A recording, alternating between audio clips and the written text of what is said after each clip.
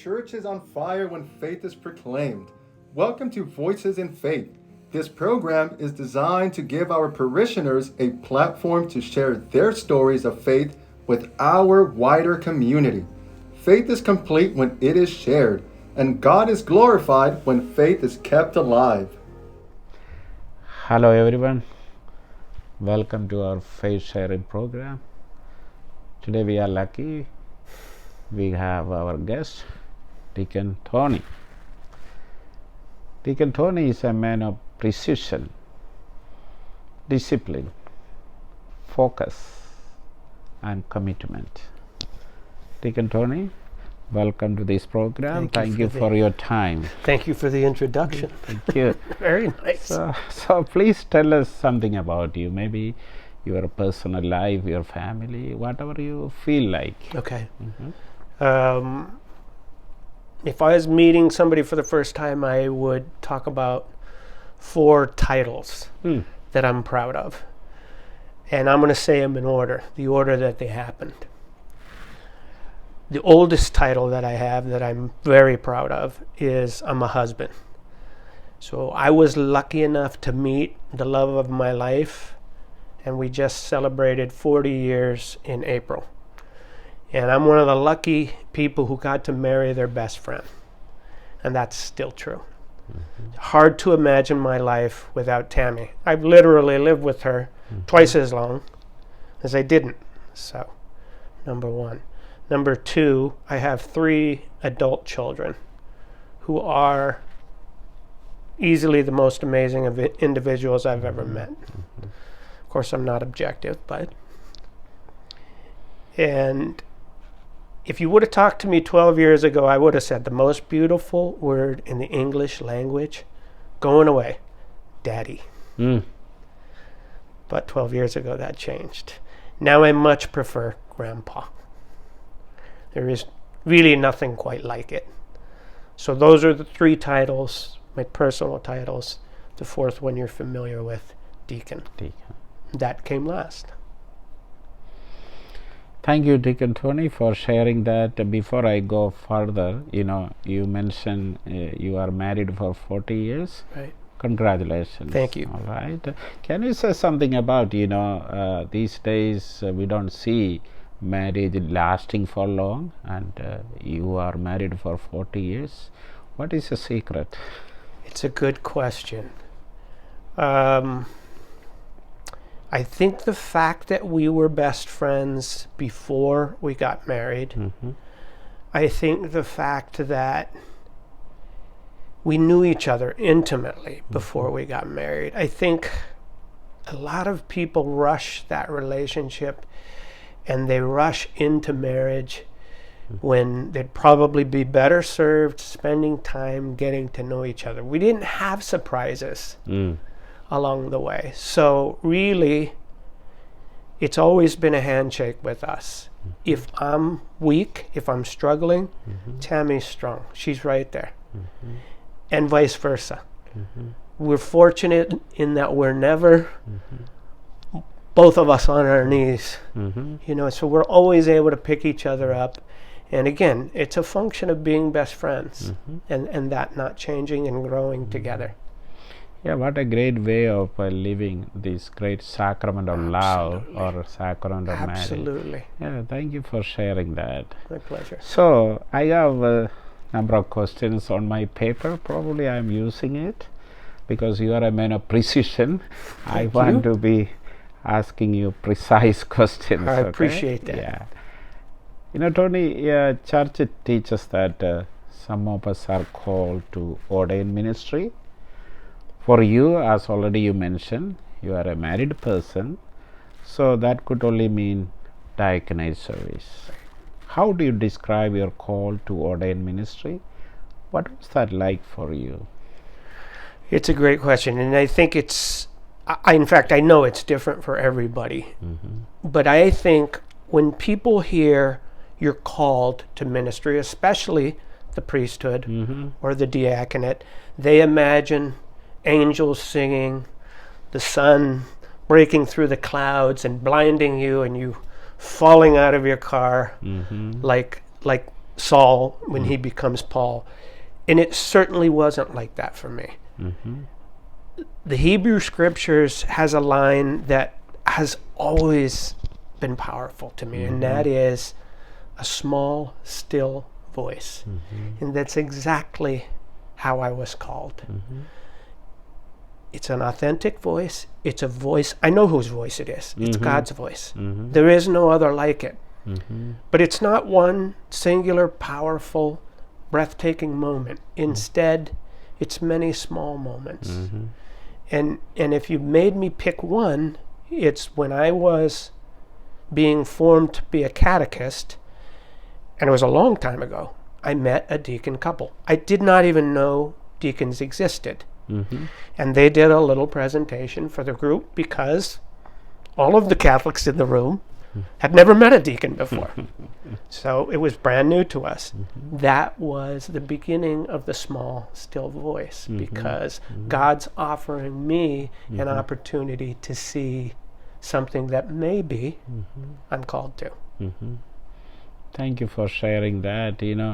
I really love deacons. I'm so happy that we have 3 great deacons we have here at St. Francis. All are great. I'm so happy with all of them. Thank you. One of the reasons is, when I reflect on the call for diaconate ministry,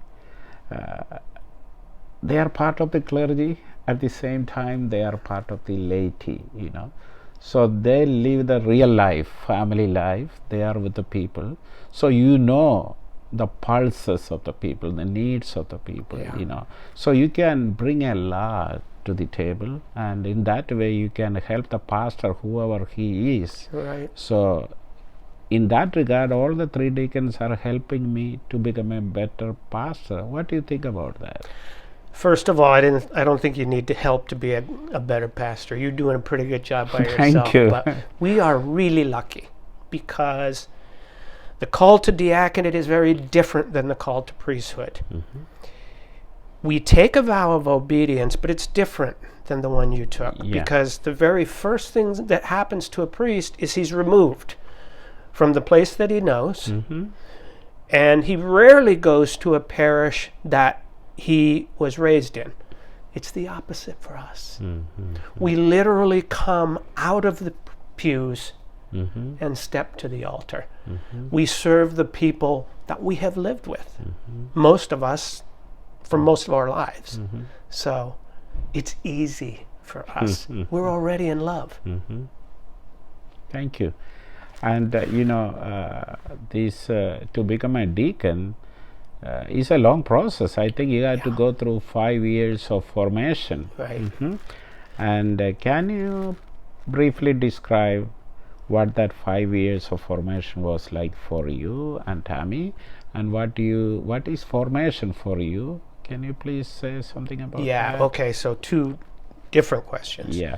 Formation is a very Catholic word. You know all of this. Recovered during Vatican II, as they were rediscovering something very old, the RCIA, adult. Lisette knows a thing or two about that process. That's formation in its purest sense. And I think the church saw in that beautiful, powerful process much of the learning that was going to happen fit very nicely, could be informed by that process. The early Christians had a word, that it was metanoia. It's a change like no other. It's not like changing your shoes. It's changing your whole way of thinking, and so the way you live. That's what formation is all about. It's kind of a transformation. Totally. Yeah. You are not to be the same person who entered. And the beauty, I think, and the power of formation is you don't see it happening. You just know when you emerge from that tomb of learning, you're very different than you were. Everything's different. Everything looks different. Yeah. So, how was that 5 years for you and Tammy? I know it is a long process. And it's good that you mention her, because I think it surprises most people. I could not do it without her. Even though, and it's different for different couples who go through the process. Tammy was not called to the diaconate. She made that very clear in the beginning. It took a couple of years. Her first answer was no way. In fact, when we finally went to an information meeting, she had already said, yes, I will do it. Which I would have loved her forever anyway, but that was a game changer, because it was a heck of a commitment for her to make on my behalf. It's funny, because we came away from the information meeting, Tammy was convinced we weren't going to do it. I was on fire. I was more into it than I had been before, which I didn't think possible. So the 5-year process was, number one, long. Life changes in 5 years. I lost my mother and my father while I was going through the diaconate. And Tammy will tell you the same thing. We were very different people just by virtue of living 5 years. And it was an incredible time, because our children were high school and junior high age. Each year kind of takes on the personality of your formation director. The first year we had a deacon couple. The 5th year we had a deacon couple. The genius of the process was obvious. The first deacon couple, he was a convert. He was raised in Judaism, which turned out to be brilliant for us, because his year was about Hebrew scriptures. And so he did a Passover meal with us, which none of us had ever done. And of course, he knew everything to do. So most of us wept during that. It was so beautiful and powerful to see that the first time by a fellow deacon and a former Jew. Year 1. Year 2, they called the year of the book. Easily this was the most educated, in fact, multi-dimensional professor of religion. That was New Testament. It was the most grueling year academically, but the most rewarding, because it set you up for year 3, homiletics. So for 3 years, we did homilies pretty much every week. Yeah. And our criticizers were our fellow deacons, our aspiring deacons. And they didn't hold any punches. And if they did, their wives were forthcoming. All right. Because they saw things we didn't see. And they heard with a woman's ears or a mother's ears. So it was a fantastic learning experience. And I hope I'm a good homilist today. But I can promise you, because I was told this, I was a lousy homilist in that 3rd year. It was very difficult. It was a process. Year 4, liturgy. This was a game changer for me, because our director, another woman, loved liturgy like no one I had ever met. And so we went away from year 4 in love like we had never been to Mass before, literally. I can remember sitting at the Mass halfway through her year, and I would tear up, because I saw and felt things I had not seen before, even though I'd seen them a million times. Year 5, we're back with a deacon couple, and now it's a very practical year. So, again, the 5-year process tended to take on the personality of the director for that year. That is a lot. It is a lot. So were there any surprises during this 5-year period? Every year and every moment was a surprise. It was nothing like I thought it would be. The 2 surprises that stand out for me still are the first one. When we went to our orientation, all of us were nervous. And the first thing the deacon couple said to us was, Here are your priorities. Number one, your family. Your family. Number two, your job. Your job. This ministry is never going to support you, and they will not support your family. You have to do that. You have to be as dedicated to that next week and 5 years from now as you are today. Your third priority is ministry. Now, if they had, it was shocking when they said it, but the thing is, every one of those directors reminded us about that over and over and over again. You bring nothing to ministry if you haven't taken care of your first priorities. Great advice. What a second surprise. I forgot. That was definitely the first one. That means you have a good memory. Yeah, right? Second thing to go. Yeah. I forgot what the first one was. That's okay. It may come It back, might come, you it might know, not. whenever it comes, you can share. No Oh, problem. I know what it was now. This also they said right away. And again, it's a powerful memory for me because they kept saying it. 4 years into formation, we lost 2 deacon couples. Different reasons, complicated backstory. What they told us in the beginning, and they told us every single year, ordination is not the goal of formation. That was powerful to us because they made it okay to fail. We could be about the process because we didn't have our eyes focused on what we assumed was the destination, because they kept telling us it's not. No, I agree with you, because when I talk about priesthood also, my priesthood, you know, a lot of people think, oh, with ordination everything is over, you are a priest. I would say this ordination or priesthood is a mean or a medium to do something more. Nice. Yeah, that's the way I see. I think that is exactly what you are also describing. You're right. Yeah, if my memory is correct, you and Deacon Jim ordained together. Yes. How did it happen? Quite by accident.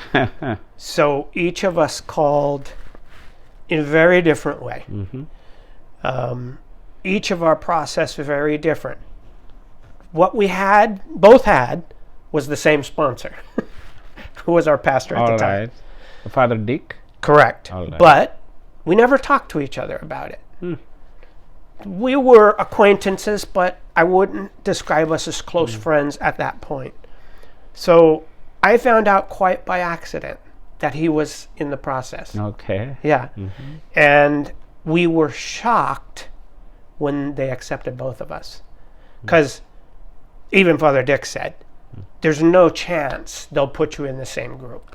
So you will probably wait 1 or 2 years. So he said, you know, he wanted to protect us, our delicate egos, and say, don't think because they make you wait, it means anything about your qualifications or the reason you should or should not be accepted. So yeah, it was accidental, but easily the happiest mistake that ever happened in my life, because I've said this many times, he got me through. There's a lot of difficult, trying parts where you're struggling with your faith, you're struggling with what you're learning, you're struggling with the people that you're going to serve because you love them so deeply. The last thing you want to do is disappoint them. Correct. Like Tammy and I, when I was weak, Jim was strong. And when he needed me, and I don't think it was that often, but when he did, I was there for him. So it was wonderful to have a relationship so close. Beautiful. Yeah. I think it should be like that. We're lucky. That's why when Jesus sent his disciples on a mission, he sent them in twos. He knows. Jesus knew we need each other. Yeah. You know? Okay. You told me one of your classmates asked, if you had to do it all over again, would you, knowing what you know now? What was your answer? I laughed out loud when he said it, because he called me on the phone. Because I knew where the question came from. He had a new pastor who was not deacon friendly. He was struggling mightily. What do you mean by deacon friendly? You see, you know this intimately because you say it over and over. You appreciate us and you make us feel appreciated, which isn't only important, it's necessary. A priest really doesn't need a deacon. You really don't. You can do it without us. A deacon has to have a priest. We have to have a mentor. It's a must. And I've been on this journey sometimes where my mentor was very, very sick, Father Dick, and could give us very little of his time.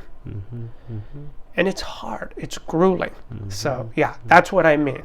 Okay. His pastor was not friendly. The first thing he took away from him was his ability to preach. The second thing he took from him was his dignity, his role in the community, because he wanted him to fade into the background. Our friend had to act completely differently during Mass than he had before. And so he had to swallow a great deal of pride. That's why he asked the question. Okay. I laughed out loud because I knew why he asked the question. But it's a fool's question. It's a ridiculous question. Just like people always say, woulda, coulda, shoulda. Why go back and redecide? Should you have gotten married? Should you have... You did.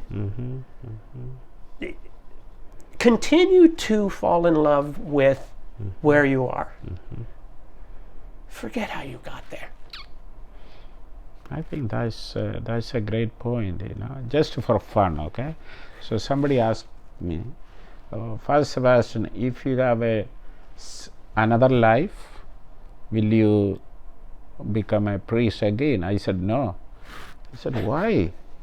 I said, I don't believe in reincarnation. That's awesome. That's saying exactly what I said in very few words. That's awesome. I know. Just that's okay. Awesome. If there is another life, I will be a priest. Okay.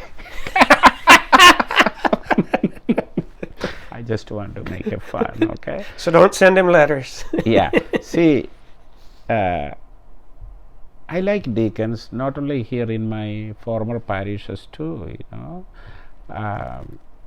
You said priests doesn't need deacons. I disagree with you that. Thank you. Maybe some priests might think like that, but my way of thinking is the more I have a great team, the more I can do something good for the parish, okay? And also, as I mentioned before, I like you guys preach because fortunately our deacons are good homilists. Thank you. So sometimes I think I'm not that great homilist. I work hard anyway, all right. But if somebody else can do better job, it's good for the people. Yeah. I always think about what is good for the parish. That's why I want deacons. Okay, Yeah. and you are a good homilist. A couple of things I would like to mention about it. First of all, you are short. I was talking to one of my nieces. She asked me, what are you doing early morning? I said, I prepare a homily. Then she told me, don't preach like our pastor, make it short. So you gave a short advice. You gave short homilies and you are up to the point, and always there is something you can relate with your life. So how do you enjoy your homilies? Yeah, it's easily my favorite thing we took away from the diaconate, and I think it's why it's heartbreaking when a pastor who has the right to do it takes that away from a deacon. We're fortunate too. We preach once a month. You preach every week. That's really difficult. It's difficult even to preach once a month well. But the beauty of it is, and I couldn't have known this before, it is the most powerful prayer experience I have ever had the pleasure, the privilege to go through over and over again. So we get a reading that sometimes is 5 lines, and sometimes it's a whole page. And we get, depending on when our schedule comes, and you guys are very generous about being on time with the schedule. So sometimes we have 4 weeks with that text.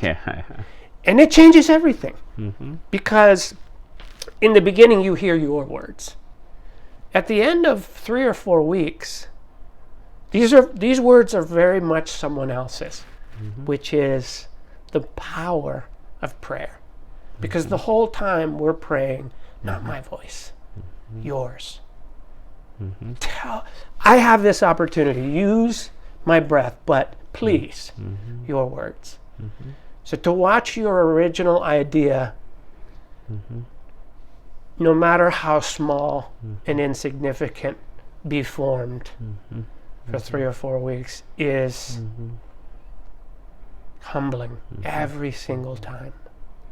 The most excited person to hear my homily, always, me.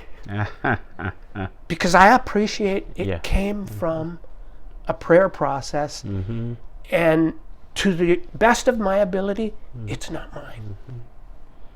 So, deacons usually here, okay, different places have maybe different way of doing it. Here, once a month you preach, okay. However, are you ready to preach any other day in case if the priest all of a sudden needs somebody? Are you prepared? That's a good like question. That? Yeah. That's a great question. And I will say, could I? Yes. I've had to one time. It's not my personality. I like to prepare for the reasons we just talked about. If I haven't prayed, and Father, I pray differently when I know I'm preaching. Okay. I know what the gospel is going to be because I proclaim it. I know what it means because I proclaim it and I prepare. That preparation is completely different. Now, I want to talk about my brothers, because Jaime and Jim could, on a dime, I guarantee it, preach at a moment's notice. They're very different people than me. And it's not that they don't prepare, but I'm much more calculated. Like you said, a man of precision. It takes me a long time. You take it seriously. I do. That's it. You know, I do also. Yes, you do. Yeah. So I think that's important. You know, because this is where I see things. People are sitting there, and you know, Deacon Tony. Many years ago, when I was in India, our parishioners, most of them are farmers. Okay, that means they are not engineers or doctors. You know. Now in our situation, people sitting there all are learned people. So I don't want to waste their time. Okay. At least I have to rise up to their standard. So that's why the preparation is important, according to me. No, you're right. Okay. You know, like you said, one Sunday while I was preaching, all of a sudden I started coughing. I couldn't continue. I preached only maybe 2 minutes. Deacon Jim was assisting me. I said, nice. Right away he continued. Okay, I was so happy, you know. So that's. I'm happy too that it was him and not me. No, I know you are very capable. You know, don't be too humble. Okay. All right.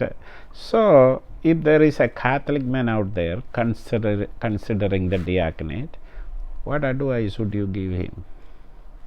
Good question. What advice would I give somebody who maybe is hearing the small, still voice? 2 bits of advice.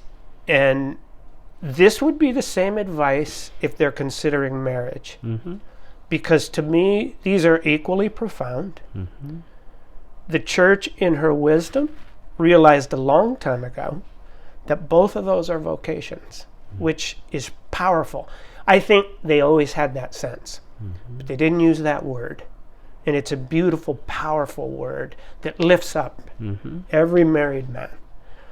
So, same 2 voices you should be listening to.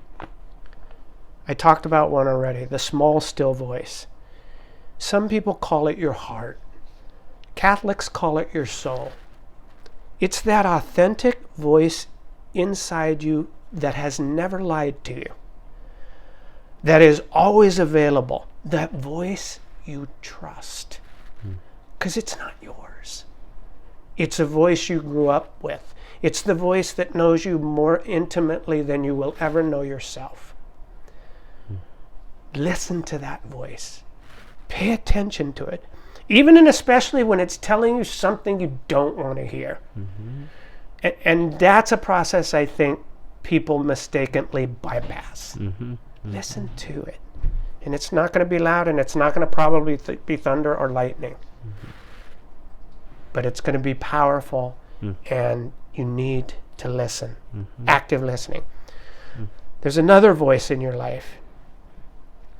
And I think we're getting better at this, but I read a powerful book when I was in formation to be a catechist, a book I will never forget. It was called Listen to Your Life. And it rang so true with me. And there's your other advisor, your best advisor. If you're considering marriage or you're considering the diaconate, listen to your life. Your life is going to tell you over and over again, yes or no. And if it's not the answer you don't want to hear, that you want to hear, trust your life to tell you the truth. Things will tend to come up for you over and over again that will answer the question that you've prayerfully asked. Okay, you are part of this community for so many years. Maybe how many years? Probably 30. 30 years. Yeah. And you are a deacon for 8 years. That's right. Okay. So, how do you describe your St. Francis Xavier community to a fellow deacon or to anybody? First of all, I'm so proud of this community, who they are and what they are. I don't use the term family lightly, but if you only give me one word, that's the word I'm going to choose. But maybe I'm thinking of it differently than most people are thinking of family.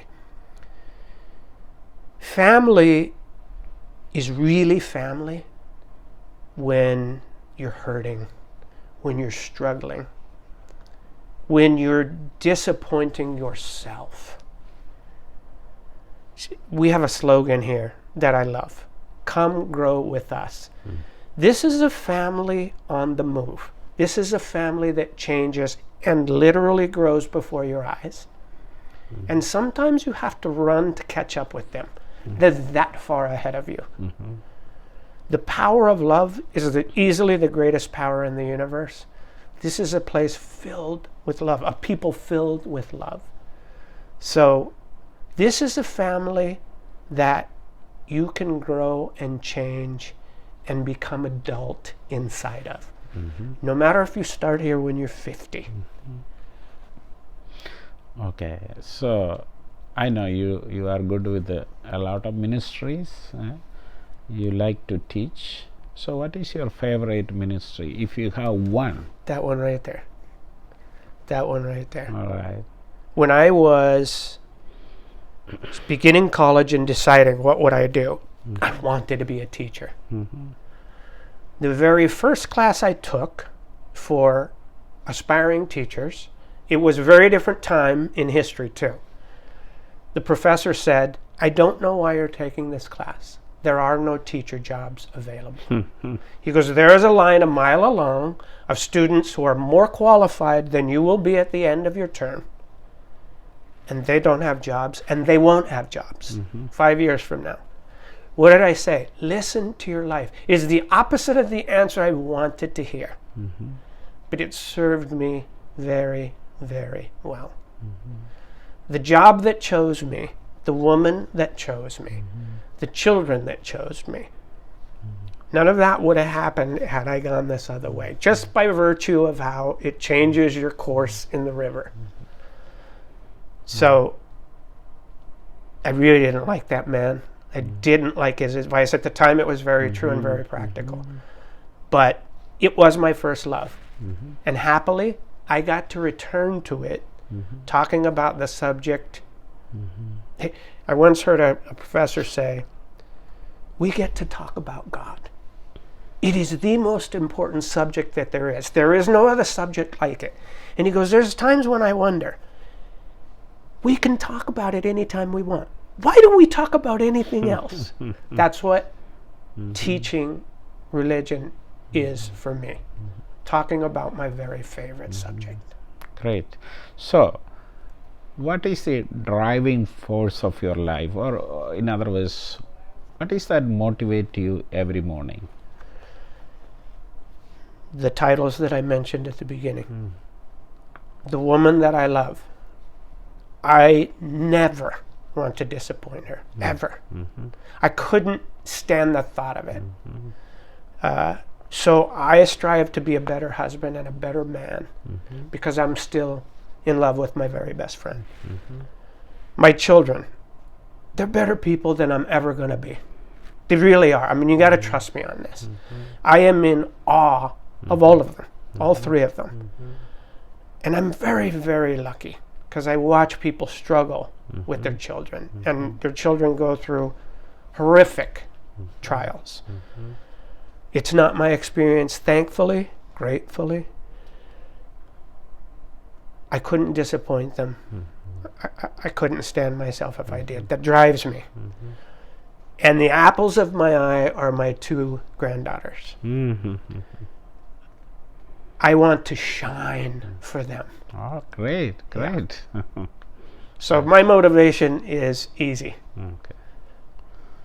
So, can you talk about one of your favorite moments here at our parish? Yeah, and I have a billion of them. I'm sure. I have, every weekend I'd have 10 moments. So I'm going to talk about one that was fairly recent. And I'm going to hope you don't mind because it's a moment that's close to you. But I don't have a recent moment this powerful, this life-changing. Because how you reacted in this moment took my breath away. It's when your mom passed. And it was a long struggle for you, and we all saw you go through it. And you went back a couple of times to visit her when her health was failing. And the power of the moment begins because you tell us. I think we do our young men a great disservice when we're raising them. We don't do this to our women, thankfully. But we teach them, be strong, be a man, be tough, don't cry. Don't let people see your emotions. Hold it inside. You have to be the one to carry the weight. And we have horrible, unkind words that we teach our boys. Here's a pastor who is saying, it's okay to be broken. It's okay to let life take you to your knees and to talk about it. This is the people you share it with, your family. Do not hold that in. Don't let it destroy you. This is the time to lean into this relationship. There is no more powerful message a pastor who's a man can give us than permission to hurt, permission to cry, permission to say, I can't. And that's what you did. Thank you. You invited us into your pain, and in the process, see, I'm getting choked up. It gives us permission to do the same thing. Yeah, that's why we are a family. Right. In family, there is no mask. No? Yeah. So, do you have anything else you want to share? That, I'm worn out. I'm completely worn out. All right. I really enjoyed talking to you. I enjoyed talking to And you share from your heart with you. love and passion. Thank you. Appreciated that. Thank you, Tony. Always appreciate you are such a wonderful, holy, great man. Okay. Thank you so much, Father. Thank you very much. God bless you. Thank you. Thank you. Thank you for joining us on this week's Voices in Faith. May God bless you and your family, and we'll see you next week.